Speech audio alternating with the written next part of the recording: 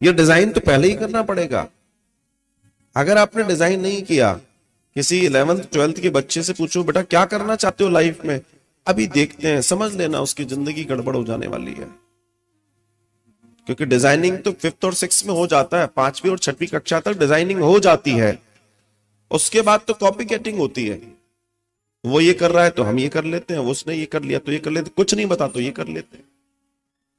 तो आप अपने जीवन को निर्धारित करने का प्रयास कीजिए, यह निर्धारण बहुत जरूरी है, तब जीवन आगे चलेगा। और तब कथा को सुनाते हुए वो कहते हैं कि जब महाभारत का ये महान युद्ध समाप्त हो गया, तो ये घटना है 19वें दिन की। 18 दिन युद्ध चला, 19वें दिन की ये घटना है जब भगवान बड़े आनंद के साथ रात्रि के द्वितीय पहर में जिस टेंट के अंदर पांचों पांडव सो रहे थे, जिस रावटी में, उसके बाहर खड़े हैं। तो एक मशाल का प्रकाश आ रहा है, अर्जुन की आंख खुली, अर्जुन ने देखा अरे ये तो कृष्ण है, छवि से समझ में आया। अर्जुन उठकर आए, अर्जुन ने पूछा कि कैसे खड़े हैं, बोला कुछ विशेष चर्चा करनी है। अर्जुन ने कहा बोले, बोला बाकी भाइयों को भी ले आओ। तो उन चारों को भी उठाया और श्री कृष्ण अपने साथ पांचों को एक गुप्त जगह पर ले गए जो मंत्रणा की हो। लेकिन उसी रात्रि में अश्वत्थामा आया है और अश्वत्थामा ढूंढ रहा है कि ये पांचों कहां है, क्योंकि वो दुर्योधन से कहकर आया है कि मैं जाऊंगा और पांचों के सर तुम्हारे चरणों में लाके रख दूंगा। अश्वत्थामा आया, एक टेंट और शाही टेंट था, लेकिन आकार प्रकार में दिखने वाले 5 बालक लेटे हैं, उसको लगा ये वही है, काट दिए सर सबके, सोते हुए बच्चों के सर काट दिए। और जब सर कट गए,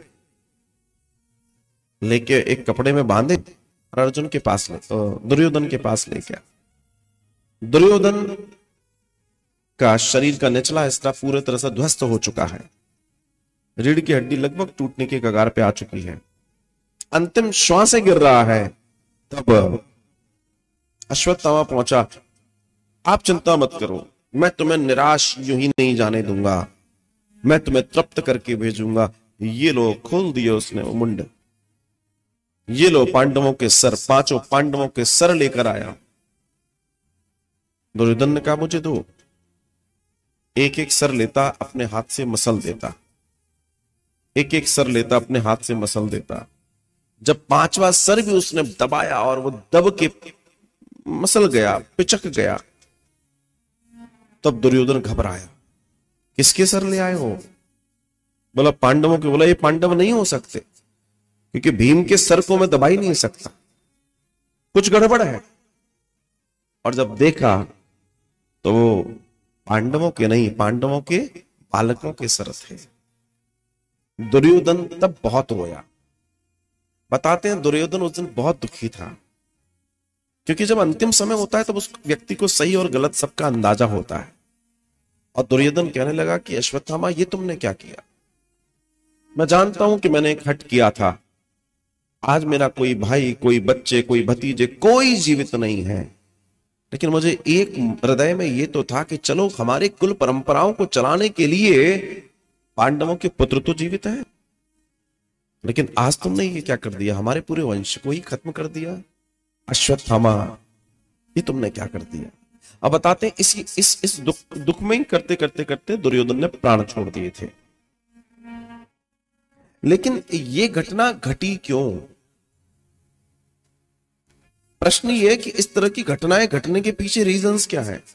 रीजंस है 2 चीज, एक पापी व्यक्ति और एक हम जो बोलते हैं उसको बिना सोच के बोलने का परिणाम। इतने बड़े युद्ध के पीछे एक कारण यह भी था कि अंधों के पुत्र तो अंधे ही होते हैं।